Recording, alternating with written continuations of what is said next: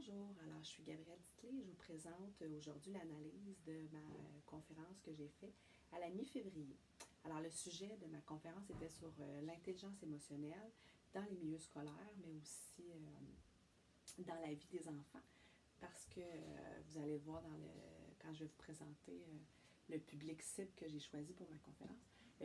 Le titre de ma conférence était Les vagues émotionnelles de la vie, qui était aussi le titre de mon article. Je vois beaucoup les émotions comme des vagues qu'on rencontre dans la vie. Des fois, il y en a des petites, des fois, il y en a des plus grandes. Mais malgré la grosseur des vagues qu'on affronte, on essaie du mieux qu'on est capable de les affronter avec notre bagage, nos connaissances, comment on est capable. Puis je m'intéressais vraiment à la place des émotions qu'il y avait, la place des émotions dans la vie des enfants. Alors, c'est ce que je voulais partager avec mon public cible, qui étaient les parents d'élèves à qui j'ai déjà enseigné. Alors, soit que j'enseigne en ce moment ou que j'ai déjà enseigné il y a quelques années. Alors, je les ai invités à ma conférence et j'ai des collègues qui ont manifesté leur intérêt à assister à ma conférence. Alors, elles sont venues. J'ai aussi la chance d'avoir Caroline et Diane qui sont à la maîtrise avec moi, qui sont venues m'aider pour tout ce qui était technologique, préparation de tout ce que j'avais à faire. Puis, mes directrices aussi ont démontré leur intérêt à assister à ma conférence, alors elles sont venues. Le lieu de ma conférence, alors mon plan A était de faire ma conférence à la bibliothèque de la ville de Saint-Hubert. Toutefois, il y a eu des petits inconvénients. Alors, je n'ai pas pu faire ma conférence à la bibliothèque. Alors, mon plan B était de le faire à l'école. Je me disais que c'était plus près pour les parents. Puis, j'ai eu aussi le temps de tout installer pour la conférence, tout ça. Alors, mon plan B était un excellent plan aussi pour faire ma conférence. Alors, le processus, le avant. Alors, j'ai écrit un peu dans mon diaporama, ce que j'ai mis, c'est vraiment comment j'ai vu chacune des phases à laquelle j'ai fait ma conférence. Alors, le avant, c'est vraiment que j'ai appris à surfer sur les vagues. Pour moi, cette conférence-là me faisait peur. Il a vraiment fallu que j'affronte cette peur-là, puis que je saute à pieds joints dans l'eau, puis que j'apprenne à prendre ma planche de surf, puis me dire comment je fais pour surfer sur ces vagues-là qui s'en viennent, qui sont la conférence. Après, j'ai appris, pendant, plutôt, j'ai appris à surfer sur ces vagues-là. Puis, à la fin, j'ai savouré l'expérience. Alors, pour une première fois où je faisais du surf, alors j'ai vu vraiment mon expérience de conférence comme du surf. Alors, j'étais agréablement surprise de sentir que j'étais aussi à l'aise de partager sur un sujet qui me tient vraiment à cœur. Alors, le avant, alors ce que j'ai dû faire avant ma conférence, c'est choisir le lieu. Alors, j'avais un plan A qui est devenu un plan B. Alors, j'ai dû choisir le lieu. J'ai fait de la visualisation. Alors, à plusieurs moments, j'ai visualisé comment allait se passer ma conférence pour essayer de diminuer le stress qui habitait à l'intérieur de moi. D'accepter.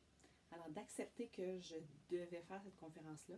Je vais vous expliquer pourquoi. Alors, lors de l'année 1, quand on a su qu'on devait faire une conférence devant un public, je me suis demandé si j'allais terminer la maîtrise parce que ça me faisait peur. J'angoissais à l'idée d'être devant un public et de présenter mon sujet. Alors, quand est arrivé le moment à l'année 3 où on a su vraiment que c'était la conférence qu'on devait faire puis nous préparer, j'étais vraiment dans le déni, puis on dirait que j'acceptais pas que j'avais cette conférence-là à donner. Puis en fin de compte, pendant le avant, j'ai appris à accepter, puis à un moment de donner une date pour dire c'est là que tu vas la donner, écrire un message aux parents pour dire c'est là que ça va se passer. Après, j'ai dû organiser mes idées parce que, comme dans mon article, ça parlait beaucoup en milieu scolaire, puis là, je m'adressais à des parents. Je voulais vraiment leur donner aussi des outils, quoi faire à la maison pour aider leur enfant. Alors, ce que j'ai adapté, j'ai vraiment organisé mes idées pour savoir qu'est-ce que je voulais transmettre aux parents sur ce sujet-là. Je me suis pratiquée parce que j'ai eu besoin de quelques petites pratiques pour savoir vers où je m'en allais, pour diminuer un petit peu le stress qui m'habitait. J'ai aussi organisé le matériel. Alors, je me suis fait une liste de tout le matériel que j'avais besoin pour cette conférence-là. Puis, pour la gestion de mon stress, Alors, j'ai aussi fait de la méditation par moment, souvent le soir, c'est ce que je faisais, là. Alors, quelques soirs, je faisais des séances de méditation pour calmer mes pensées envahissantes et vraiment comme apaiser mon corps et mon esprit. Alors au début, j'étais plutôt stressée. J'ai vraiment senti, quand j'ai accueilli les parents, là, j'étais stressée, j'avais les mains moites, tout ça, là. Euh, Puis au début de ma conférence aussi, là, pendant que je parlais les 2 petites premières minutes. Mais après, j'ai vraiment senti que je maîtrisais mon sujet. C'est ce qui m'a aidé à établir des contacts visuels avec les personnes qui étaient à ma conférence. Puis vraiment me sentir à l'aise là, pendant. Alors au début, les 2 petites premières minutes, c'était vraiment stressant pour moi, mais après ça, je me suis sentie à l'aise, je maîtrisais bien mon sujet, j'étais capable de partager. Dans des mots clairs, parce qu'on dirait que quand je visualisais un petit peu cette conférence-là, je me disais, je veux parler avec un langage soutenu, tout ça. Puis je me suis rendu compte en faisant ma conférence que je devais être moi-même, livrer le message que je voulais livrer, puis du mieux que je pouvais. C'est comme ça que j'allais faire une conférence qui allait me plaire, puis qui allait plaire aussi aux parents qui étaient pour être là. D'accueillir, j'ai vraiment accueilli ce moment-là. J'ai partagé des sourires avec les parents, j'ai partagé des rires. J'ai aussi partagé à la fin ma conférence quand elle s'est terminée. Euh, j'ai versé quelques larmes à la fin en remerciant chaque personne qui était là. Puis tous ces moments-là dans ma conférence m'ont vraiment appris à accueillir le moment qui se passait, puis vraiment de vivre le moment présent avec eux. Puis c'était vraiment ce que j'ai apprécié. Puis après, j'ai accueilli les émotions parce que je vous dirais que les émotions qui étaient à l'intérieur de moi, il y avait beaucoup de fierté, de la gratitude pour les gens qui ont assisté à ma conférence puis qui m'ont encouragée depuis le début. C'était vraiment des parents qui ont connu beaucoup le processus que j'ai fait à la maîtrise. Puis j'étais sur un nuage. Alors, je me sentais comme vraiment sur un nuage. Tout allait bien. J'étais heureuse de ce que j'avais fait comme conférence. Je suis même allée souper avec mes amis aussi pour me changer les idées. Ça me fait du bien. On dirait que je me suis dit, la conférence est finie. Tu peux être contente. Tu peux faire un gros check. Tu peux être fière. Puis là, j'étais allée souper avec mes amis. On s'est changé les idées. Puis, quand j'ai fait un retour aussi là, après sur ma conférence, j'ai été capable de bien accepter tous les commentaires que j'ai eu. Autant, il y avait beaucoup de commentaires positifs, mais vraiment de les accepter avec beaucoup de bonheur. Les forces que j'ai fait ressortir, moi, je trouve que je maîtrisais bien mon sujet, que j'ai réussi à appuyer mes propos sur des auteurs. Et aussi que j'étais très à l'aise devant mon public. Alors, mon aisance, je trouve que c'est une force que j'ai eue pendant ma conférence. J'ai aussi su adapter ma conférence à mon auditoire parce que mon article était vraiment en milieu scolaire, tandis que dans ma conférence, je voulais parler à mes parents, aux parents, mais aussi aux collègues qui travaillent avec moi. Fait que je voulais vraiment que ça soit en milieu scolaire, mais aussi qu'est-ce qu'on peut faire de concret pour développer l'intelligence émotionnelle à la maison. Aussi, je voulais transmettre mes connaissances avec mon cœur, ma passion que j'ai. Puis les compétences à développer. Alors au début, j'étais nerveuse.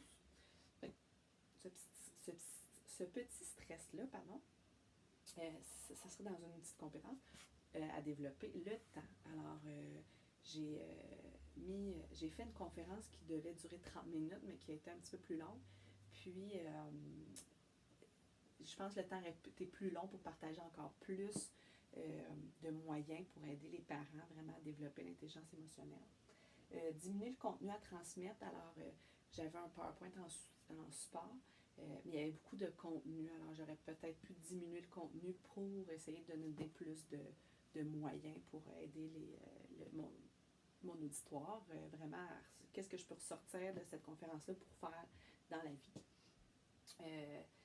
Compétences à développer, j'aimerais choisir un auditoire qui va me faire sortir de ma zone de confort. Déjà là, ça me faisait sortir de ma zone de confort, mais c'était des gens que je connaissais, alors je me sentais bien avec eux. Fait que déjà là, je savais qu'il n'allait pas avoir de non-jugement, qu'il n'allait pas avoir de jugement ou peu importe. C'est vraiment fait dans le respect.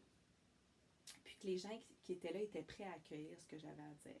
Il y a peut-être juste mes 2 directions qui m'ont demandé d'être là et avec lesquelles j'ai sorti plus de ma zone de confort quand j'ai vu qu'elles étaient à ma conférence. Voilà. Alors, le bilan des rétroactions, ce qui est ressorti, c'est que j'avais une bonne organisation dans mes idées et que je faisais beaucoup, que j'avais un bon équilibre entre la théorie et la pratique dans ma présentation. Que les citations que j'ai choisies étaient parlantes, que j'ai réussi à transmettre des informations qui sont essentielles avec mon cœur, que les connaissances que j'ai présentées résonnaient avec des lectures qui avaient été faites. Alors, il y a une mère qui m'a dit qu'elle avait fait plusieurs lectures de Sonia Lupien, puis que quand je partageais les connaissances sur l'intelligence émotionnelle, elle pouvait faire des liens, puis ça résonnait avec ce qu'elle avait déjà lu. Puis, il y a aussi un commentaire que j'ai eu, c'était écrit « Devant moi, j'ai vu une enseignante, mais une passionnée. » Pour moi, c'est important parce que c'est vraiment un sujet qui me tient à cœur, qui fait partie de moi. Alors, ce commentaire-là m'a vraiment touchée. On m'a proposé de diminuer le texte dans les diapositives, puis qu'on aurait aimé qu'il y ait un extrait vidéo de moi avec mes élèves, vraiment concrètement de qu'est-ce qu'on peut faire, autant le voir en image qu'en vidéo. Je disais ce qu'on pouvait faire, mais il aurait aimé qu'il y ait des vidéos, des images dans le concret des élèves de ce que je fais. Et dans une diapositive, il y avait une couleur qui était pâle avec un fond plus pâle, alors changer la couleur de l'écriture qui était là. Je termine ça en vous partageant 3 petits commentaires qui ont été écrits. Alors, dont un, il y a un parent qui m'a dit qu'il ressortait avec, en tête avec l'idée que toutes les émotions sont belles et il faut savoir les accueillir avec bienveillance. Il y a aussi un parent qui m'a dit « Cette conférence me permettra de mieux comprendre et d'accueillir les émotions de ma fille. » Puis, il y a aussi prendre le temps et être à l'écoute de ce que vivent et ressentent nos enfants. Alors, je trouvais vraiment que c'était des belles choses à vous partager. Je vous dis mes 2 souhaits. Alors, mon premier souhait est d'oser, j'en ai parlé tout à l'heure, qui est une citation de Duquette et Germain. Oser sortir de sa zone de confort, c'est déployer son plein potentiel. Alors, c'est ce que je me souhaite d'oser, de peut-être donner d'autres conférences, de sortir de ma zone de confort, devant peut-être des auditoires qui me feront peut-être peur, mais devant lesquels je vais être capable de partager mes connaissances puis de leur apprendre davantage. Puis accueillir. Alors, je me souhaite d'apprendre à accueillir ce que je reçois, comme j'apprends à accueillir mes tempêtes émotionnelles et celles de mes élèves. Alors, c'est ce qui conclut l'analyse de ma conférence. Alors, je vous remercie de m'avoir écouté et j'ai bien hâte de lire vos commentaires. Bye bye.